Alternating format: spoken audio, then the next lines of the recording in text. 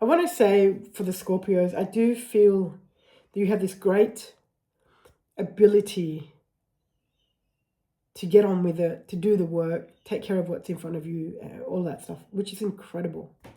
And it's certainly not to your detriment. And then I want to remind you that there are some times where you've just got to take a step back from everything, completely unplug and do something entirely different. And today's that day for you. And so what you'll find, those of you that are on the membership, you'll see that there's the work to do and how to do the work.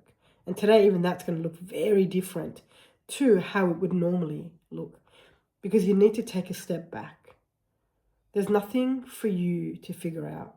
There's nothing that you need to learn and know and understand and grow and nurture.